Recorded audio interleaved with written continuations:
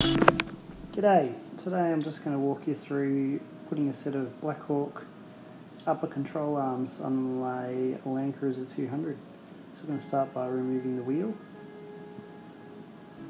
From there we're going to move on to removing this 12mm brake bracket which holds the brake line there.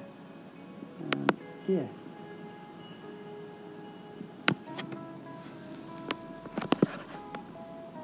From there we're going to remove this split pin off the castle nut.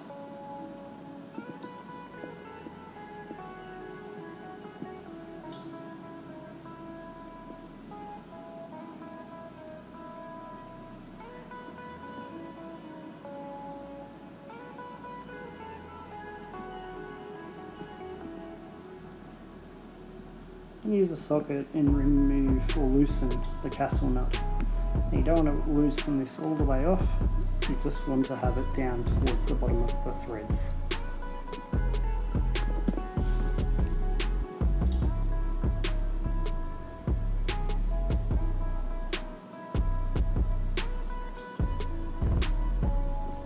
From there we're going to take a hammer, give it a bit of a tap on the side.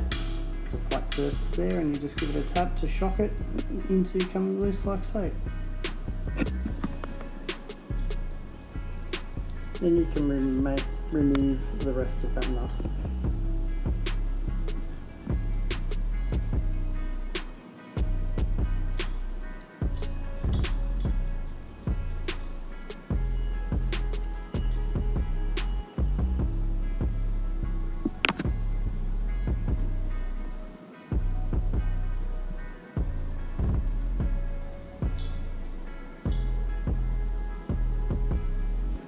From here it's a good idea to get some zippy ties just to hold the arm out of the way. You can just zippy tie it onto one of the coils on the coilovers.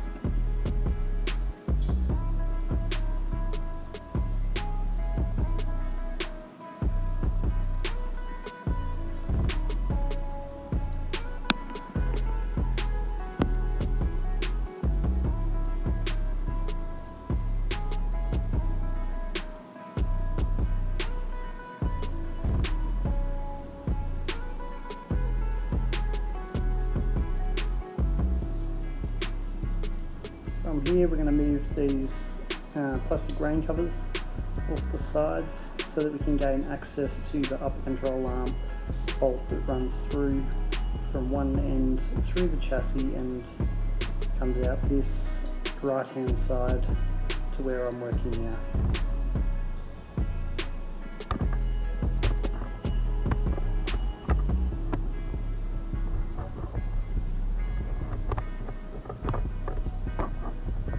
Yeah, and this cover is all the brake lines and the air conditioning lines and the fuel lines.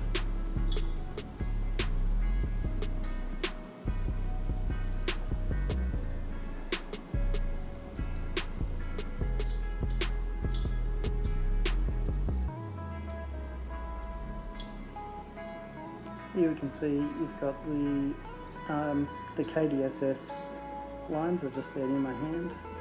We need to feel above to see what this bolt will foul on as it is slid towards the front of the car. On this one there's a couple of electrical cords there that we just clipped on that I've unclipped and moved to the side. Now I'm just going to loosen this nut off that's on the far side, which is a 22mm socket. These are on very hard, so it would be very useful to use a breaker bar such as the one I'm using. Once you've cracked it loose, you can then just use a normal ratcheting shifter.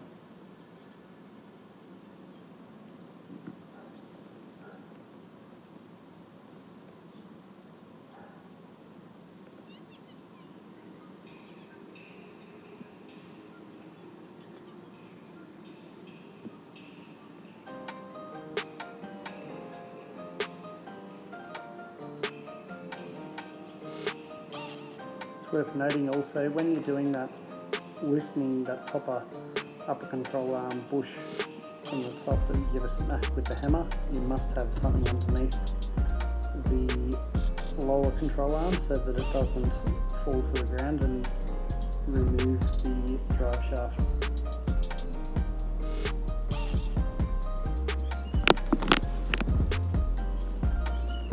From here it's just a matter of working that bolt forward as you're moving things out of the way and pushing him out of the way, so until the arm is free.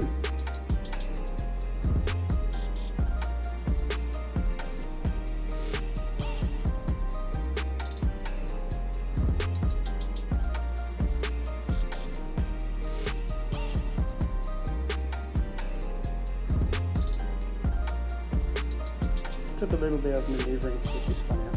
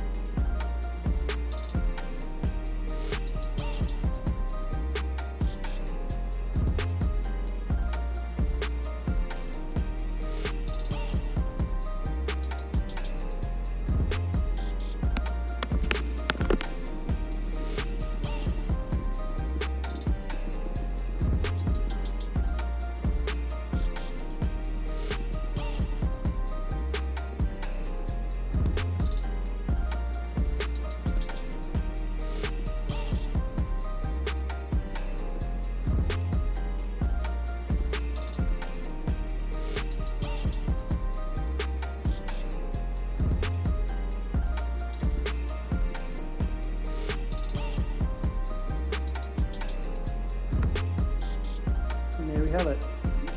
The factory OEM control arm is free.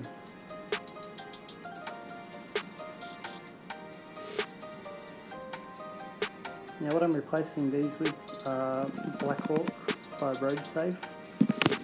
They offer a 3 degree more caster over factory, which will greatly improve the handling of my 200.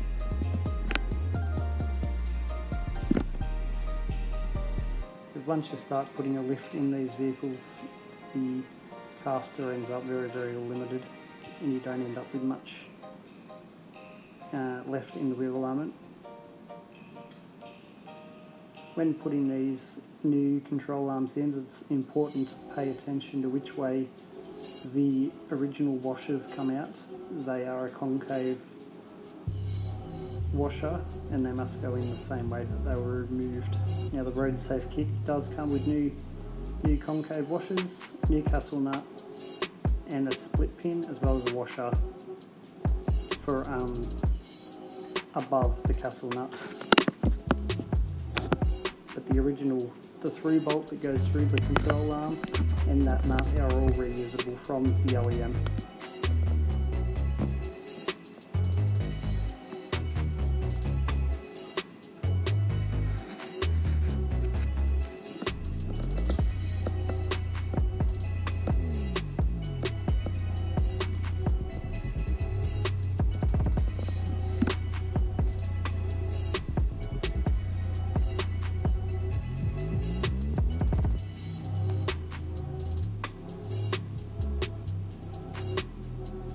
From here it's a matter of just putting on the other side concave washer and then using that original OEM nut back on. I just snugged it up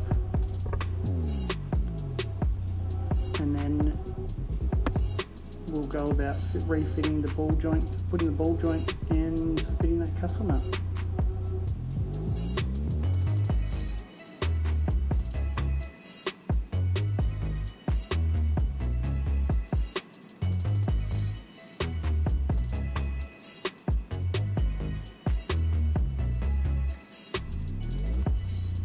It's important also to note that this nut through bolt that goes through the control arm should not be tightened fully until the vehicle is properly on the ground. When it's fully on the ground, you can tighten this nut up to 115 Newton meters as per the factory specifications. But it must have weight on the vehicle, on that tyre.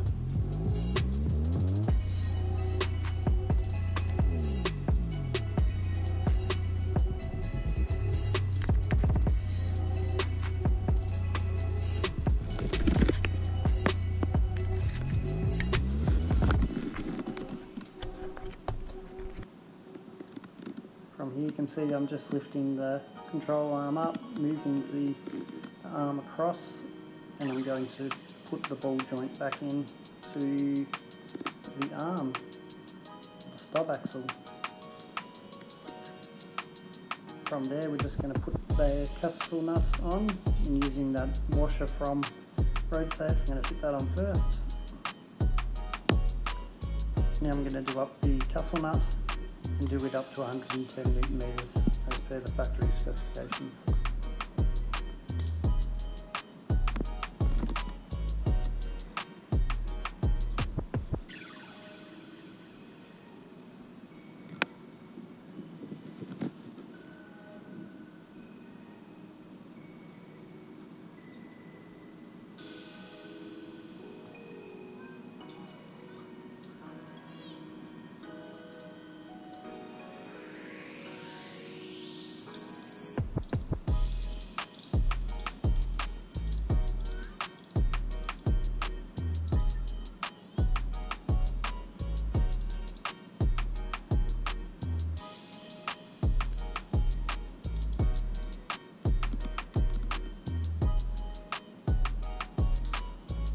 Once it's clicked, you can remove it, have a look through and see if the split pin hole is visible.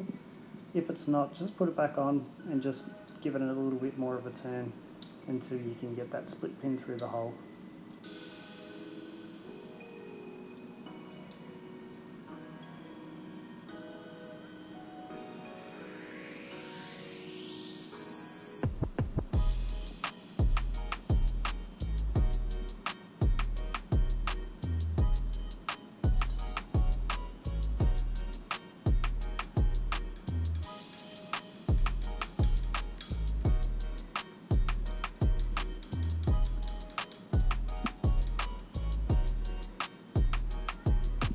Got your split pin in, it's just a matter of folding one tab down and under the nut, and then with the other one I like to wrap it around the nut, so one down and one around. And if the tabs end up too long, you can just shorten them up with a pair of pliers.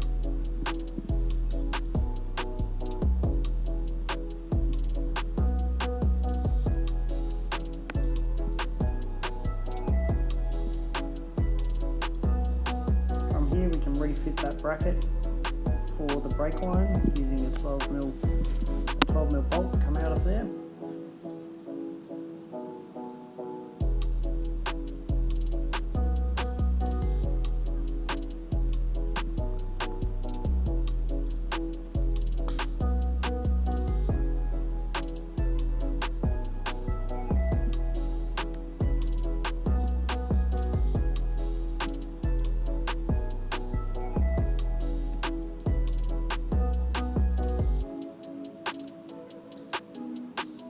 Remove the zippy tie that we fitted earlier.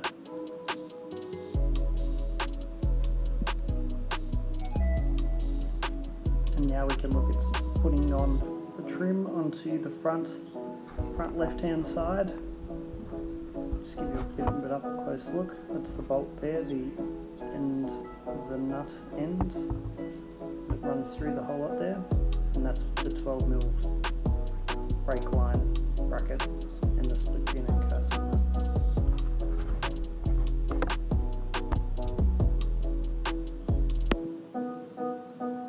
It's always a good idea to give the brake rotor a bit of a brake clean after working on the car like this, just to keep all the grease and stuff off there so there's no brake failure later down the track. from here it's a matter of just refitting up the tyre.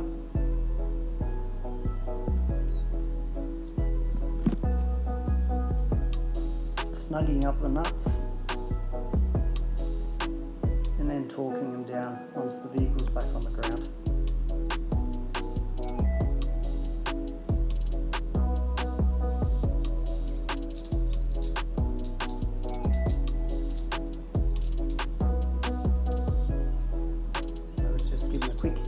Quick tighten up with the impact drill, and then I go do them properly with the little wrench, and then from there I'll use the torque wrench. I'm just going to load the vehicle.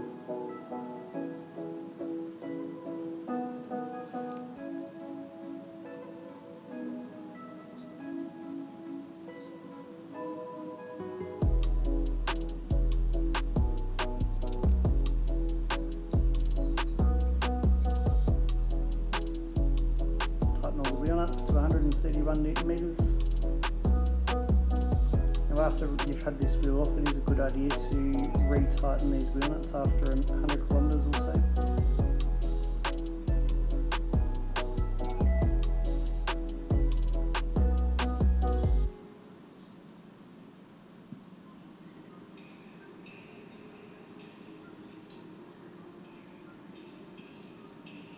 Just setting up the torque wrench for 115 Newton meters to tighten up the 3-bolt that runs through the upper control arm now the vehicle's on the ground.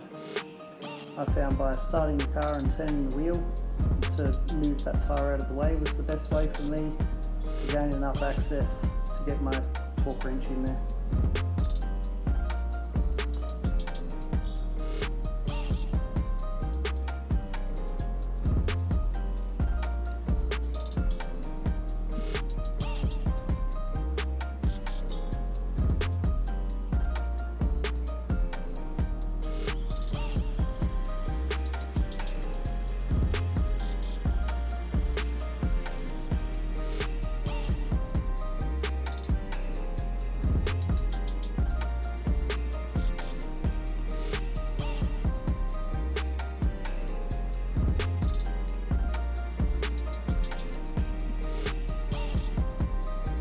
Tighten them up, and you can refit the plastic cover on that side. After 1,000 kilometers, it will be a good idea to re-tighten or recheck all the torque settings on these bolts.